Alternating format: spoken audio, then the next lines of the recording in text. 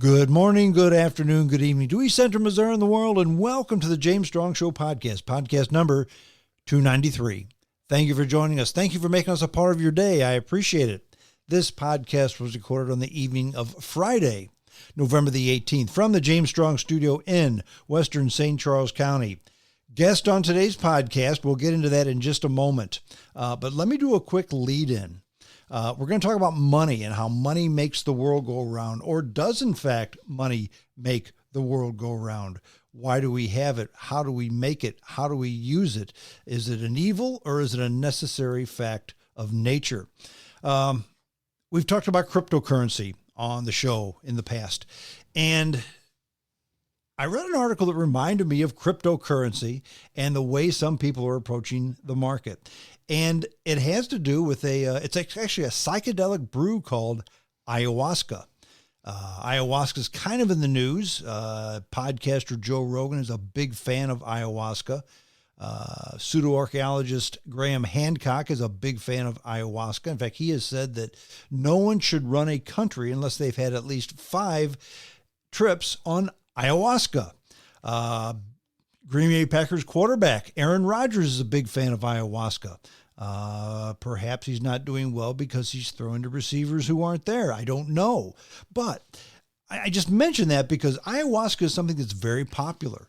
It's trendy. People are going for it. But long term, do you really want to base your life on something that you see tripped out on a South American drug? My guest today is my financial wizard buddy, Kieran Gutting, who is not into ayahuasca, I don't think. No, I'm not. But Kieran, you're. I wanted to have you on the podcast because we're in interesting times when it comes to money, and those of us who are approaching retirement, those of us who are in retirement, those of us who are younger that maybe one day want to retire. Like it or love it, you've got to pay attention and treat your money right. Where are we headed today?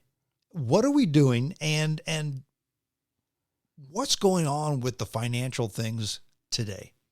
Well, I think the markets are reflecting a lot of concern and uncertainty. We've seen an amazing run-up in interest rates from the Federal Reserve. And it's not just the interest rates, it's the speed at which these have occurred. 0.75 of a basis point, 0.75 of a point, 0.75, repeatedly. And now everybody's thinking we're at these really high interest rates, and we've seen the stock market, the S&P pulled back 20%, and we've bounced up since then, but I think we're still down probably 15% for the year. And I think that's uncertainty. We're seeing layoffs, and it's not just watching the headlines with like Elon laying off people from Twitter.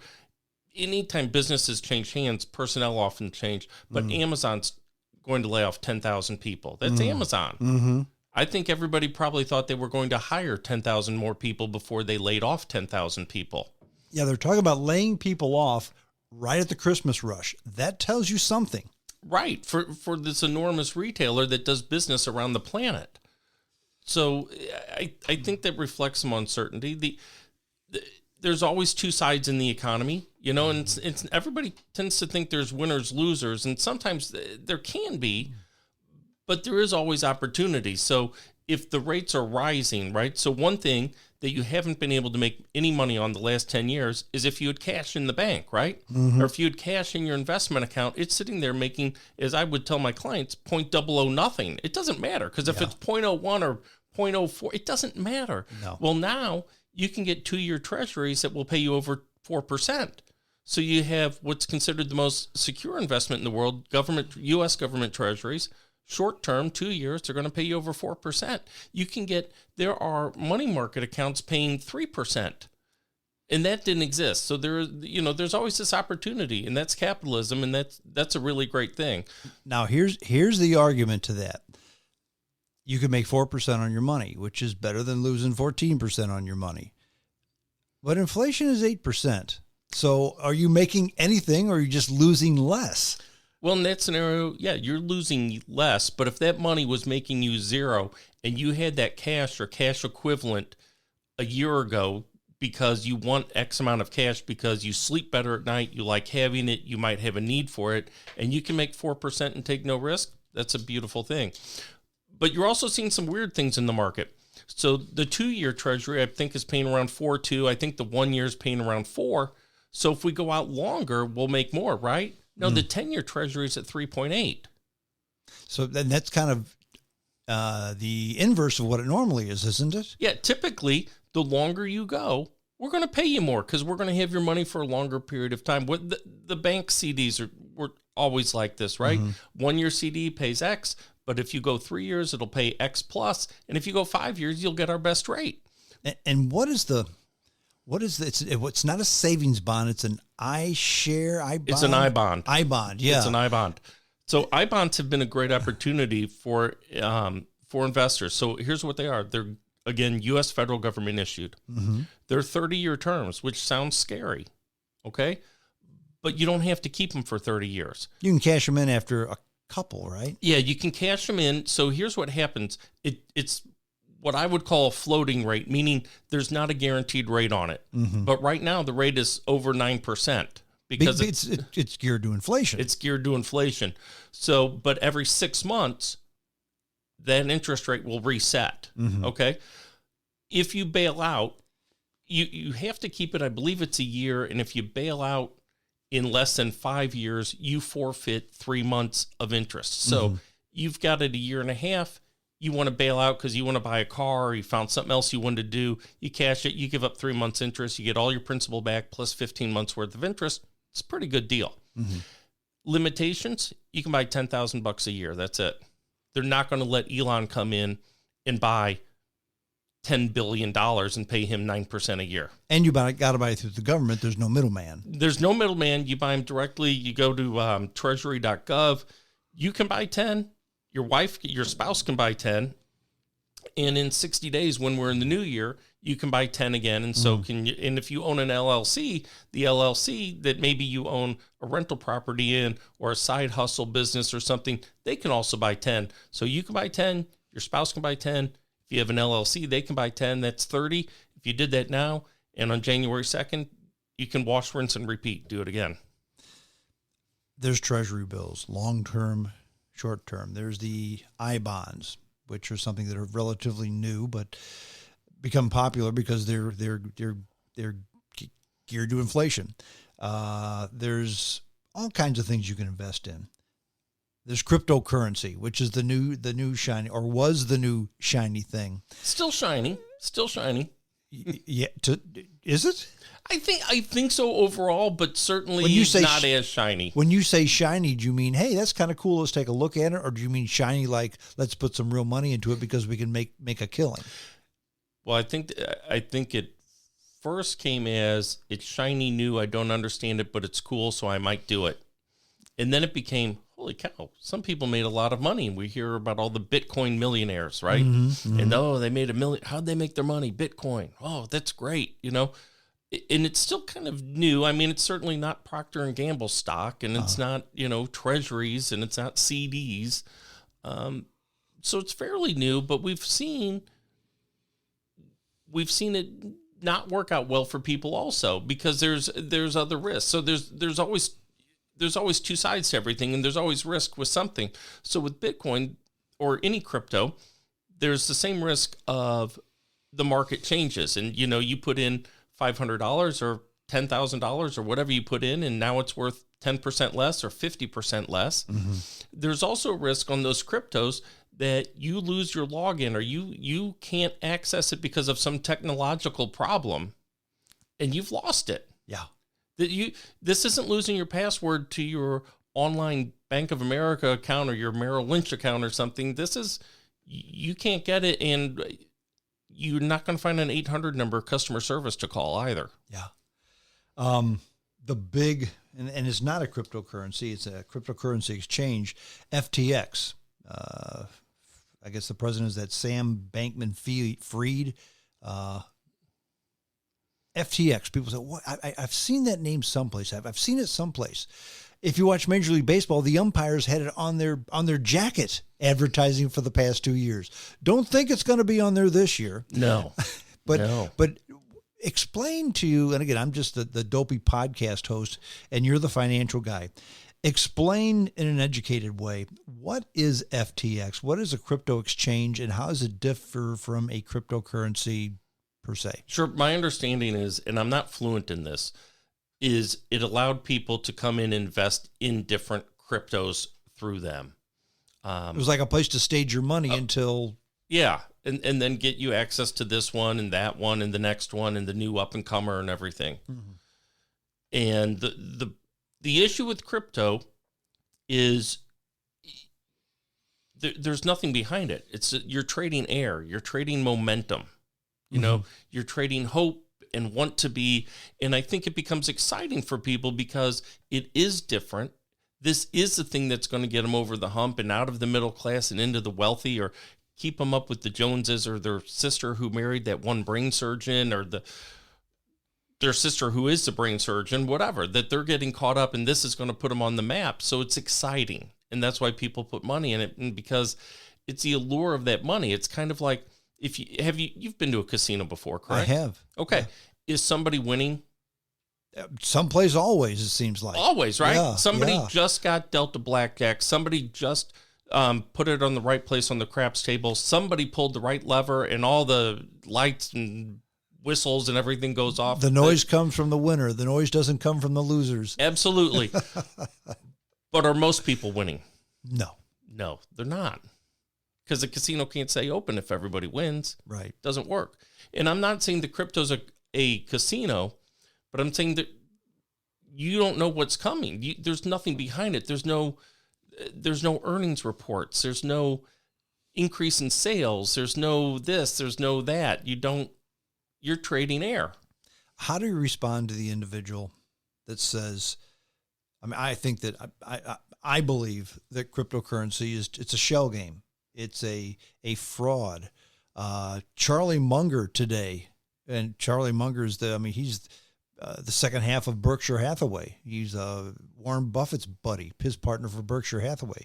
Charlie Munger's still sharp, still trading, still a billionaire, and he's almost 100 years old, I think. Yeah. But he said cryptocurrency is half fraud and half luck or something like that. It's when you got a guy like that saying, hey, look, this isn't something real, you need to listen to it. Absolutely. Charlie Munger's been a smart guy in investments since probably about the Korean War. Yeah. This is the other half of everybody knows Elton John. Okay. Mm-hmm. But there's a songwriter that writes a lot of the songs with them that nobody knows. Yeah. You know? Charlie Munger is Bernie Taupin to Warren Buffett. Yeah, he is. Uh-huh. Bernie Taupin knows how to write hit songs. He wrote a lot of them. Nobody bothers him going down the street. Nobody wants to interview him. Not many people want to interview Charlie. They don't. Because why? Because Warren's the star. Yeah. And that's okay. Yeah. But he's very smart. Is it half fraud, half greed? I don't know. I don't know about the fraud aspect. I just know that when I've talked to clients about it, fully understand this is unregulated, completely unregulated, based on nothing. Mm-hmm. There is no reason. You have no idea why it went up or why it went down. It's just demand, and you don't know who's controlling it. You don't know. So if you go to take a stock, take Apple, right?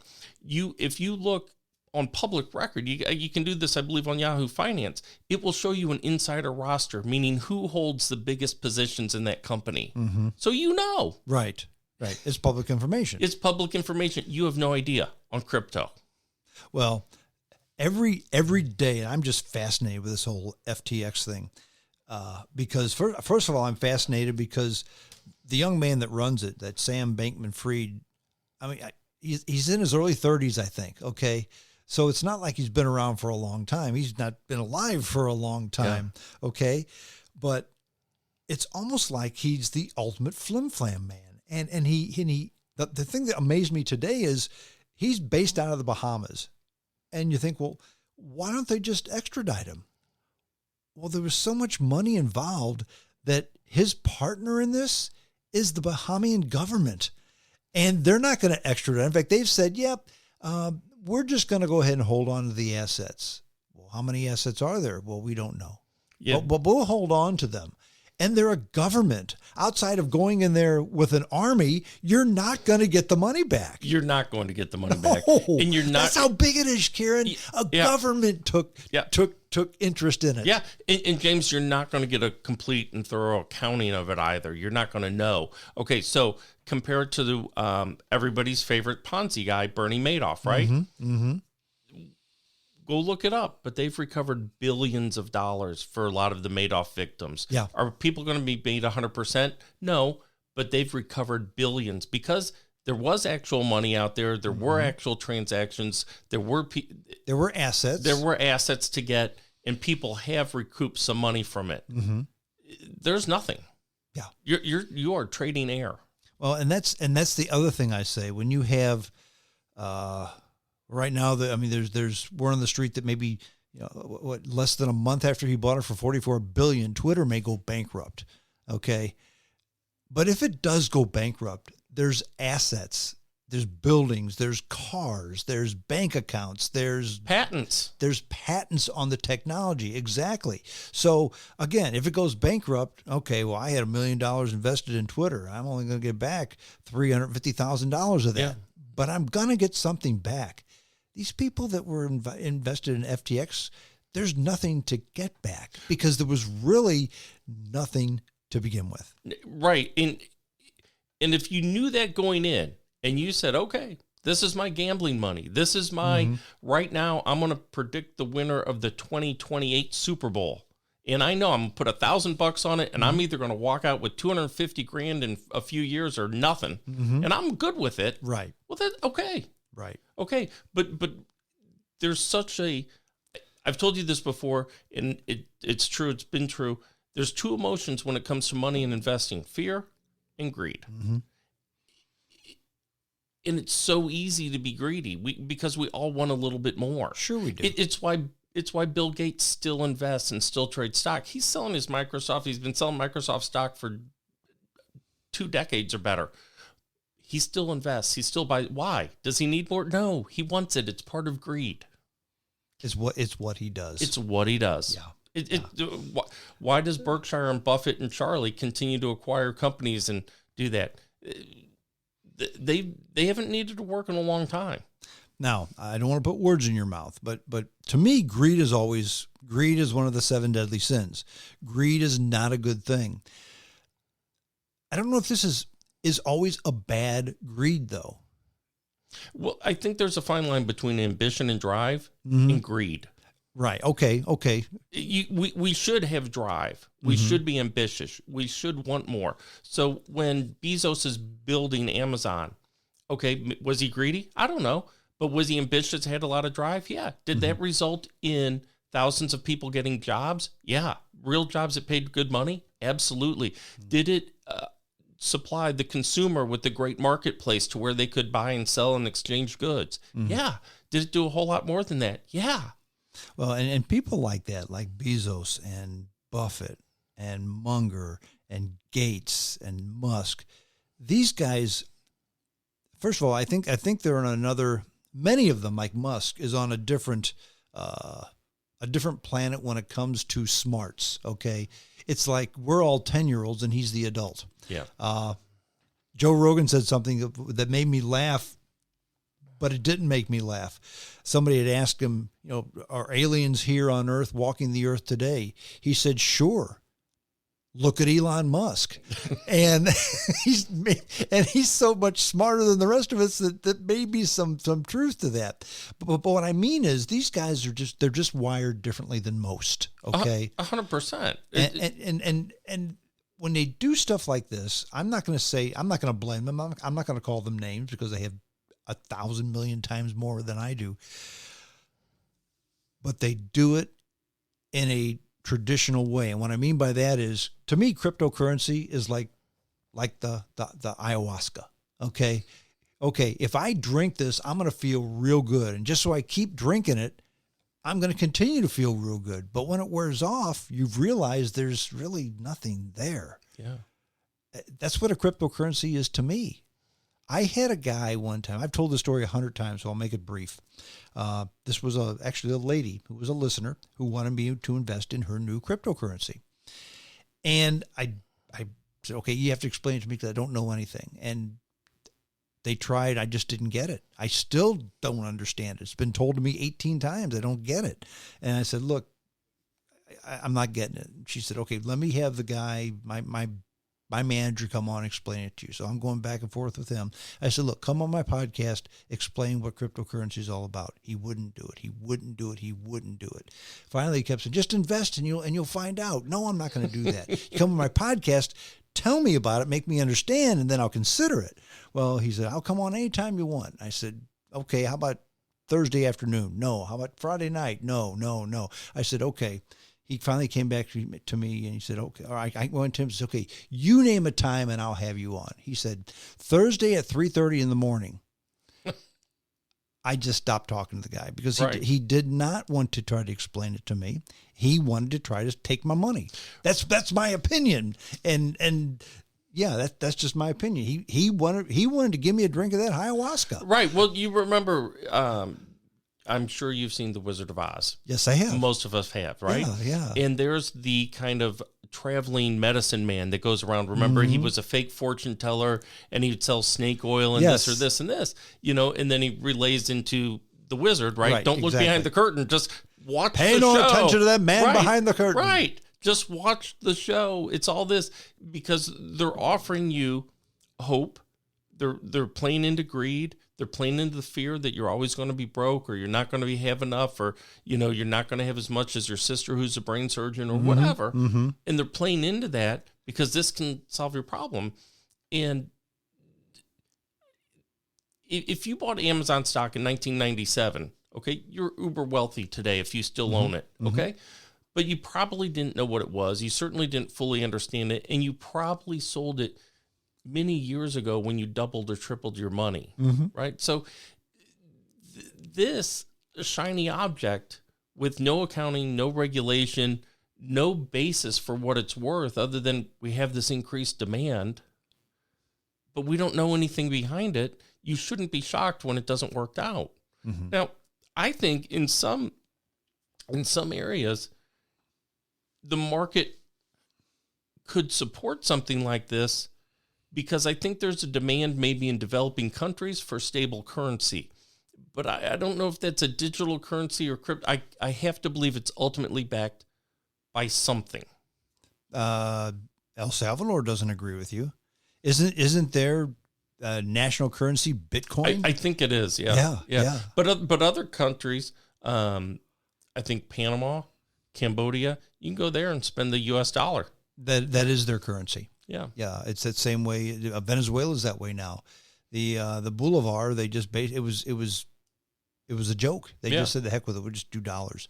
Zimbabwe, same way. Yeah, well, Zimbabwe famously got up to their inflation was so high they had a $10 trillion bill. you can buy them on eBay. Yeah. I remember talking to a man years ago, and he was convinced he had this thing and was going to be worth not $1 trillion, but it must certainly be worth a couple million. I mean, it's worth 10 trillion Zimbabwe. It must be. Yeah. No.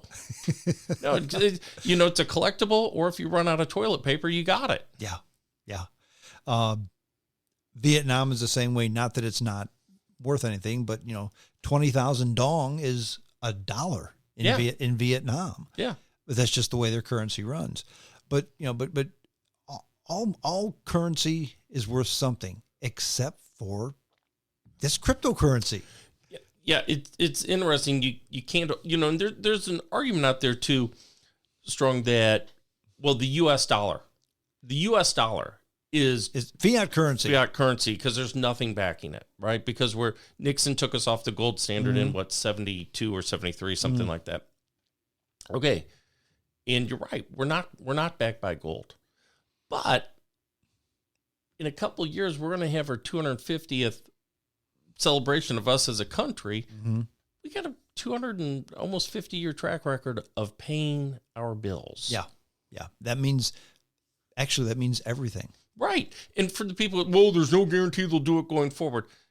True. There's no guarantee that there won't be 4 volcanoes going off around the world tonight, 4 different earthquakes and the whole thing. Yeah, there's no guarantee. That's right. But we have 200 plus years evidence that the United States government pays its bills, our economy's stable, and there's value in it. We've never blown up our currency to zero. Right. The Confederacy did during the Civil War, but that was not the Union. That was not the United States. That's correct. So many governments, and I had a fear of this, and during bad times, for national debt, the national debt being so horrible, what it is now, and people say, well, what are you going to do with national debt? I said, well, I can tell you what other countries have done.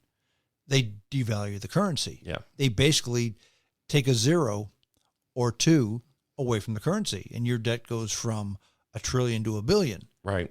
However, your bank account also goes from 100,000 to 1,000. Yeah. Okay. Yeah. So be careful what you wish for. Yeah. Argentina has done that countless times. Yeah. Which is why they fluctuate between a second and third world country. And in the early 1900s, they were a first world country. They had more money. They had a better economy than Germany, but their governments just didn't do the right thing. Ours, as horrible as it is, has always done the right thing in the end. Yeah, well, we've had an economy that permits that. But if you look, it's interesting. If you look around the world, like if you look at the EU, okay, so I know United Kingdom, England is not part of the EU, famously, right? But they were for a long time. Yes, they were. When did they adopt the euro? Never. They never did. They would not give up the sterling pound. Period. Switzerland will not give up the franc. I believe it's Norway still in the kroner. Turkey is still on the lira. They're not. Yeah, that's a little bit different. That's a little bit odd, but most of them won't give it up. Most of them won't. They believed in their currency. Portugal was happy to get on it. Spain was happy to get on it. Greece was happy to get on it. Italy, they were happy to get on it. Now, the truth is, the power, in my opinion, the power there is, if you ever wake up and you see the Prime Minister of Germany saying we're leaving and going back to the Deutsche Mark, the euro's going to have real problems. Sure, exactly. But the U.S. dollar, it's fiat currency. I'm not even. There's a reason why it's considered risk-free. There's a reason why if you go around anywhere on the planet and you have U.S. dollars, somebody will take your money. Somebody will. Yes, they will. Yes, they will. I've been lots of places. You've been lots of places, and they'll always take the greenback. They will always take it, and they will probably, if they owe you change for a transaction, you'll get it back in the local drool. Sure. You will not get it back in U.S. greenbacks. No, they want to keep the extra for themselves. Yeah. I read a story about Argentina now.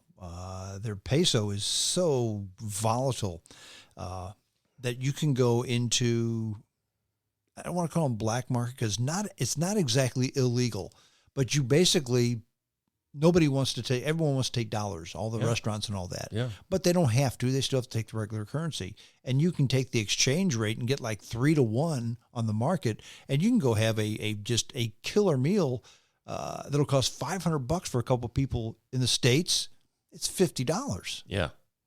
And the only problem is that countries become so unstable is you may get mugged on your way out if they find out you got greenbacks. Right. And if you were there for an extended period of time, if you were maybe working there, okay, and maybe you had a little bit of money in a bank there, you might wake up one morning and you don't have any money in that bank. That's right. Yeah. You either have no access to it or it just doesn't belong to you anymore. It just disappeared and you can leave the country. The airport's right over there. Yeah. No, that's very true. It's happened before. And it's not happened in the United States. No. And here's the thing, okay? So if we're on a gold standard, right?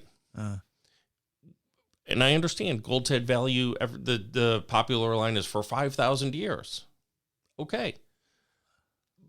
But will it always have that value? Does it always, if they, I don't know that that's always guaranteed, And if the nightmare scenario happens, right, and we default on our debt and our dollars are used for wallpaper and all that stuff, right, and everyone's buying everything in gold, is that what people want? Or do they want bullets and cows and, seeds? Yeah. Well, and I can't go down that funnel. That's too, I can't go down there because and it's like staying up late at night worrying if we're going to get nuked by Putin tomorrow. Yeah, there's no point. You can't do that. You can't do that and stay sane. No, you cannot. Yeah. You cannot. Pain and gold. I mean, I hear these commercials. Where do you have your gold? Yeah.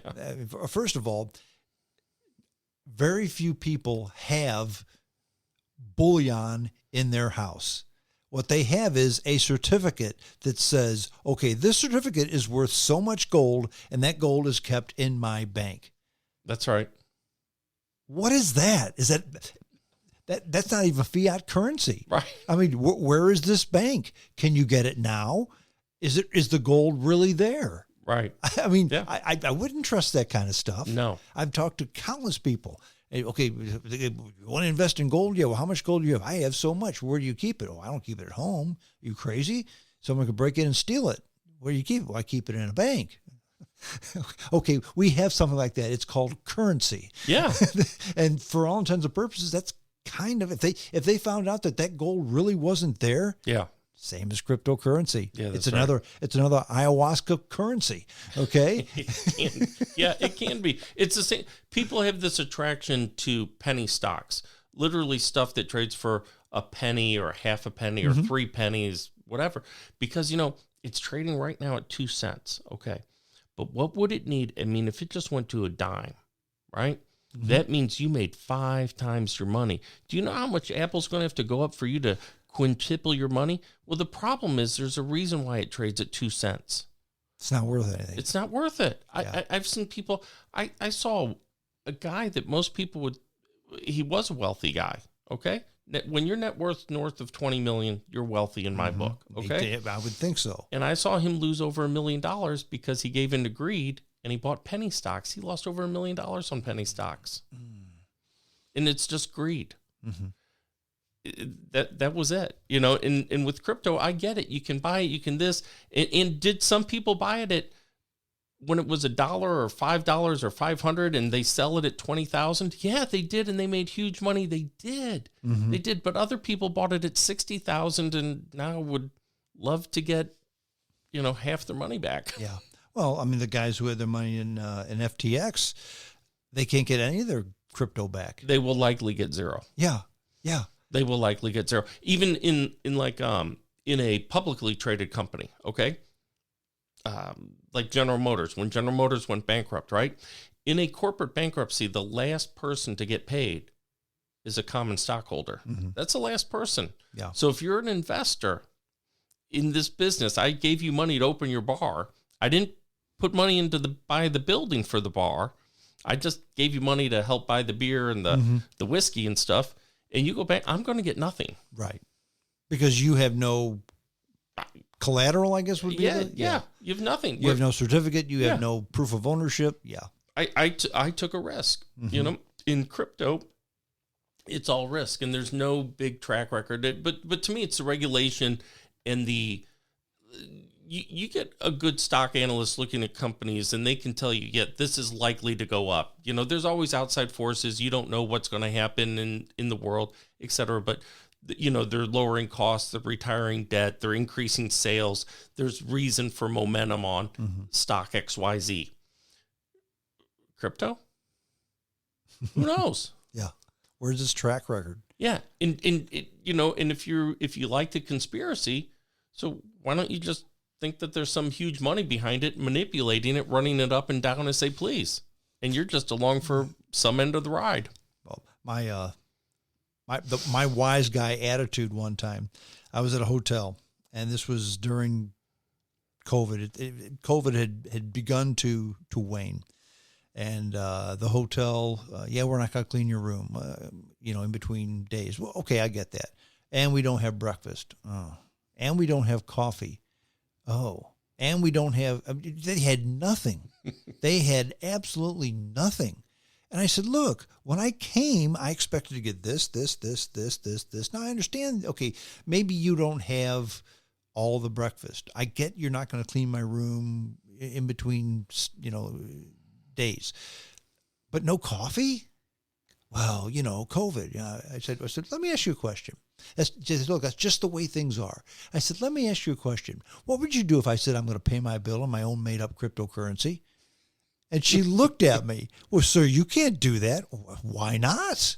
People do it all the time. Well, we don't accept that here. Yeah, I don't accept that here. Next time I come, I want coffee. Okay. But yeah, I mean, it's.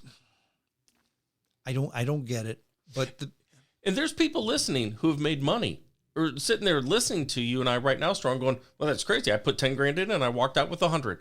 Mm-hmm. Absolutely. You did. Yep. There's somebody that walked in the casino a few hours ago with $500 and is now sitting on $5,000. Absolutely. Of course.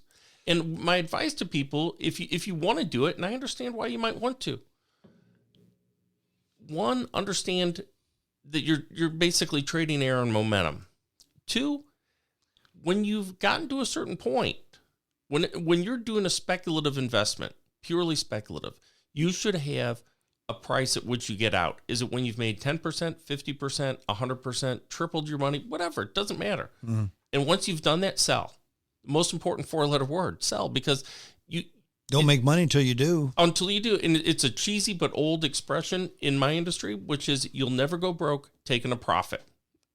So if you turn $5,000 into $25,000 and you take that profit and 6 months later you realize, I would have 40 now. Yeah, well, 6 months later you might have had 8. Mm-hmm. So you won't go broke taking it's not real until you cash it in. Oh, and by the way, you'll be cashing it in US dollars. Exactly. I've lost my train of thought, but I'll go on to the next thing I want to talk about. Oh, I know what I want to talk about: cryptocurrency and Bitcoin mining. That's how they make it. They run these algorithms and get information, and they get paid for it, and they get paid in Bitcoin. Okay, the biggest place in the U.S. for Bitcoin miners is Texas, mainly because their electricity is pretty cheap. Okay, but they also have grid problems in Texas. So what the Texas utilities are doing now is they're paying people to cut down on their electricity during certain times. In other words, if you only run your electricity between 11 p.m. and 7 a.m., then we will give you X amount of dollars for doing that. Okay. That's what the Bitcoin miners in Texas are doing. They're making more money off of the spiffs given to them by the government than they are on Bitcoin mining. And Bitcoin mining contributes zero to anything because you're not making anything. Correct. You're creating nothing. You're making nothing. They use massive amounts of electricity to do it. They do. Massive amounts. They do, because there'll be a Bitcoin mine in a warehouse the size of an Amazon warehouse, and it's got nothing but supercomputers in it. And they just zing all day long, mining Bitcoin. And they use so much electricity that they don't do it during the day. They just do it at night, and the utility company writes them a big check for that. Whereas if they wouldn't do it at all, there would be no grid problem at all. Nothing. Yeah, right. I just found that amazing. That's stunning. I did not know that. Yeah, that is stunning. I read that article in the Wall Street Journal. It was unbelievable. But this week something else happened that made me scratch my head. This week, Kieran, the world population hit 8 billion people. Yeah. Now, I remember, I was a young man, or maybe I was an old boy, a teenager, when we hit 3 billion. And everybody was saying, we're there now. There is no way we can feed 3 billion people. Yeah. Well, now we have almost 3 times that. And to be quite honest, the only reason people starve to death in the world anymore is because of war and oppressive governments. Correct. There's plenty of food. And we've done that by just stepping back, and doing the prudent thing. Investing can be the same way. Yeah, it can. I was a kid when we had gas lines and gas shortages and whatnot, right? Yep. But there was a study that came out, I think it was by, I want to say the Club of Rome or something, that says, we're going to run out of oil based on this. Okay. Well, yeah, because we're driving Buicks getting 8 to 12 miles a gallon. Mm-hmm. We didn't think that most everyday cars would get 25 to 35. Mm-hmm. Yep. We didn't plan on that. So we got better at what we did. We've gotten better at growing food. People can get better at their financial life. They don't have to. The amount of people that make a lot of money because they bought crypto low, sold high, they bought Amazon in 97 and sold it 6 weeks ago, is very, very small. But that's who you read about, the winner in the casino. Absolutely. That's who you read about. But that guy who won at the casino and walked out of the poker tournament with $3.5 million, right? Mm-hmm. He probably just keeps going and going, and it doesn't turn into this source of wealth for his family, because that's not what he does. He's a poker player. Mm-hmm. There's $3 million, double or nothing. Double or nothing. I made 3, I can get 6. And where you could get a lot of financial security in your life and for your family if you've done that. But most of them won't. It's the same story about Powerball winners, lottery winners going broke. It'd be amazing if this person in California who won $2 billion did, but anything's possible. Yeah. But a lot of people have won $5 million, $10 million, inherited $1 million, and have nothing. Blew it, went through it, didn't know how to manage it. People will make a lot of financial decisions and a lot of big decisions in life on emotion, but we'll back them with logic from facts that we pick out that tend to support how we're feeling. Mm-hmm. And we tend to do that. I have a theory, and actually a mantra. It's good to be emotional. That's why we have sports.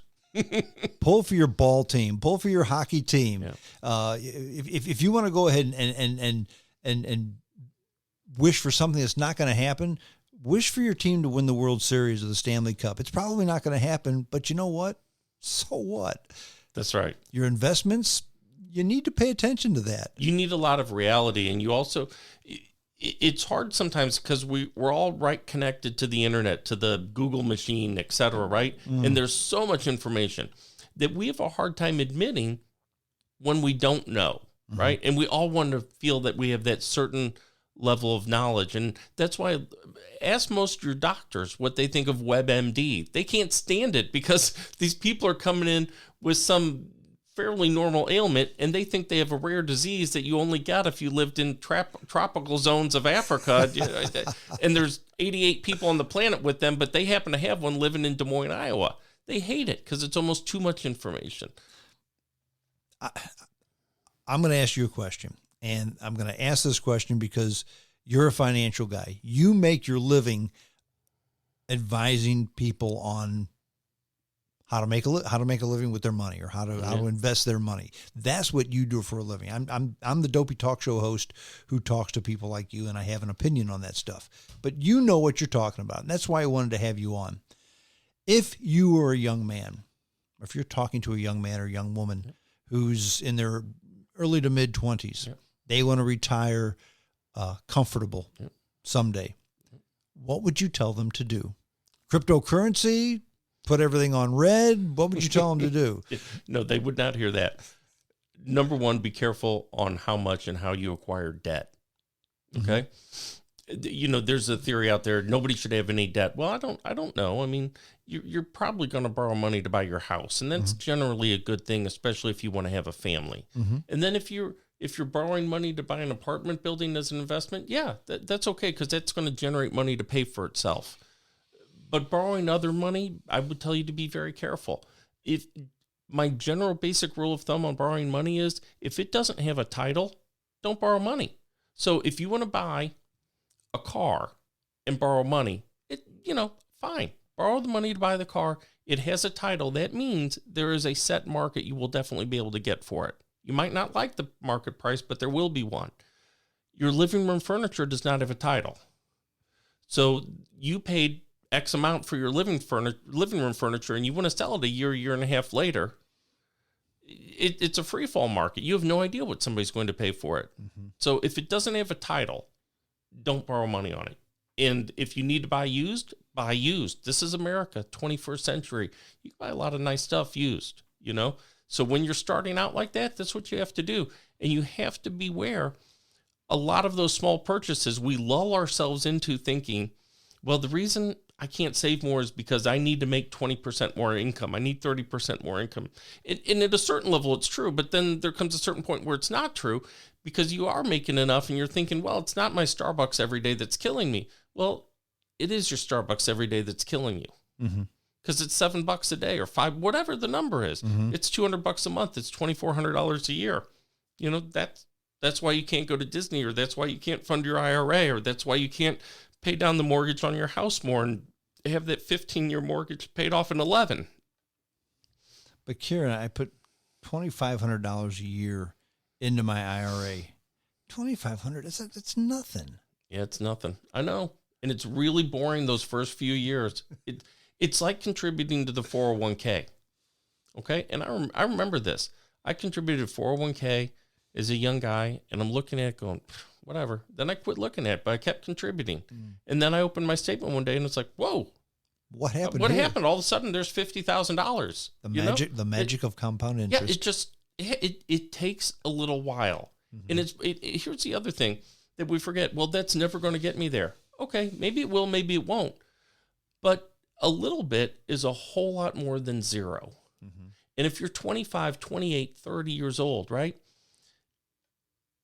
I loved being that age. You have so much vibe in you. You have so much, but you're lacking on wisdom, and you don't understand how the world works quite. There's a whole lot that's going to happen to you in the next 25 or 30 years. Mm-hmm. Life's going to change a lot. Yeah. A lot. You're going to be a different person when you're 50, when you're 60. If you're not, something really went wrong, but mm-hmm. you're going to be. You're going to be a lot of who you always were. But things happen. Opportunities come your way. Careers change. People start out doing one thing and they end up doing another. And if you start building that base early and strong, limit your debts. If you're having kids, make sure you own life insurance. You have no excuse for not owning it if you're having kids. Be wary of the debt you're taking on, because nobody is going to come up to you and say, hey, listen, don't worry about all that money. You don't have to pay it back. We're Visa. We're giving everyone a break. No, no, they will come after you. They want their money. Yeah. Yeah. Be careful of unsecured debt. Don't buy stuff. Don't borrow money on stuff without titles. All that is outstanding advice, and it's so boring, Kieran. Yeah, it's very boring. Yeah. Very boring. I have, because I've done this for 14 years as my profession, I've met a lot of people who have accumulated money. Most of them, pretty boring. Mm-hmm. There's very, very few. I've met a few people, they worked in their field and they came up with a patent that changed the way business was done in their field, and they got some cash. Yeah. I've met people who somebody died and they inherited money. Okay. Mm-hmm. But the vast majority of people, and by vast majority, 95, 97%, mm-hmm. who have enough money to bother counting, boring. Yeah, started with 5% in the 401k. Next year, put it up another percent. The next year, another percent, until you're doing 10, 12, 15%. You know? Yeah, but it works. Yeah, it does. And one thing I would add to that, not in the investment part of it, because you, in my opinion anyway, you're spot on. That if you do that, you'll be fine. But there's one other thing that I think people do, and it's a big mistake. And I used to cringe when I heard people say this. They have trouble with the job. They don't like the boss. Work gets hard. And they say, the hell with this job. I was looking for a job when I have this one. And then they quit. Now, in a couple, 3 months, they get another job. But they've gone a couple, 3 months without a job. Yeah. And how did they live? Well, out of savings. Yeah. Okay. You can't do that. You always got to have a job. Always have to have a job. You need income coming in, because when you take money out of savings, it goes out like a fire hydrant. it goes back in like a drippy faucet. Mm-hmm. That's just what happens. Yeah. It's reality. Yeah. It's reality. So that $2,500 a year that you're putting away for retirement, right? So you're now that we don't like the boss, so we're quitting, and we're going to spend that $2,500 in a month. Yeah. Yeah. Mm-hmm. It took you a year to save 3 months, 3 years. Congratulations. You've started over. You've started over. Yeah. There you go. And as that great British philosopher and songwriter, Mr. Peter Townshend, told us, meet the new boss, same as the old boss. Hey, yeah. Yeah. It's kind of that way. I mean, that's why it's called a job. Yeah, but you're right. Have a job. When you miss paychecks, when you miss income, it's really hard to get caught up. It's really hard. If you were making $60,000 a year and you walked out and you missed 6 months worth of income, your next job's probably not going to start you at 140, right? And you'll be good in 3 months. No, probably not. Probably going to start you at 52. Mm-hmm. Mm-hmm. Yeah. Any parting words? There's always opportunities in markets. Look at the risk you're taking. If you are 55, 60, so in this market we're in, it's been a tough year for people, okay? But if you are 60, 62, 65, and you're taking the same risk you took when you were 40, you're making bad decisions. And if you're working with an advisor and they're letting you take that same risk, you need to interview other advisors because they're not bringing you value. Part of what they're supposed to bring you in value is they're supposed to help you with your risk, and you need to understand that risk. If you don't understand your investments, and you don't need to know them inside out, backwards, or anything like that, but if you don't kind of understand the general gist of it, you're probably in the wrong thing. So if you don't understand how crypto's values are kept from, might not be right for you. If there's somebody out there who doesn't like their financial advisor or doesn't have a financial advisor or is looking for somebody to talk money with, do you know anybody out there that you could talk? They Sure, could talk yeah. to maybe. Absolutely. Call me. I'm going to give you my cell phone. Give the James Strong Show people my cell phone.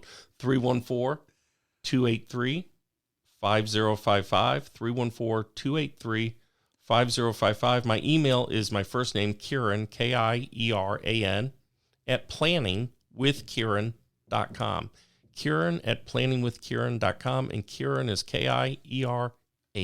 That's the podcast, folks. If you didn't get that, rewind it and play it again. Then you'll get it. You may have to do it twice, 3 times. That's okay. You can get it. And how many millions do these people have to have before you'll spend time with them? They have to have a desire to have a good financial outcome in their life. Folks, you can't beat that. And I say this from the bottom of my heart. Kieran's a good man. He's an honest man. He will give you straight advice and tell you the right things. He will not pull punches. And I cannot stress enough, especially if you're older, if you're my age and you don't have any money, you're probably just sunk. Just it's too late, too bad, unless you want to work till you're 75. But if you're younger, if you're even in your 50s and have nothing, that's not too late. It's not too late. No, not at all. And a little something is a whole lot more than all of nothing. Yeah, give him a call. Talk to him. If you think it's hopeless, talk to Kieran first. If he tells you it's hopeless, then okay, maybe it is, but I don't think he will. He'll help you out. Are we going to be okay in this country with the financial things being what it is? Absolutely, Strong. So we're in a cycle. We've always been in cycles. We've had ups, we've had downs, ins and outs. But when you look over time, it's always been good to be an American and be part of the American economy. That's why people from around the world buy stocks in American companies. As I've said it before, they're not breaking laws to get into Pakistan. They are not. Kieran Gutting, thank you so much for being on the show. I appreciate it. Thanks, James. I appreciate it. It was good. You bet. Thank you, sir. Well, that's it. We're done. JamesStrongShow@hotmail.com. That's the email address. Send me your email address, and I will send you a link to the podcast. You can download it and listen to it at your leisure. Share with your friends. Share with your family. Share with people you don't even know. Get the love out there for the podcast. I appreciate it each and every time, and I do answer emails. JamesStrongShow@hotmail.com. That's it. We're done. Until next time, this is James Strong saying adios.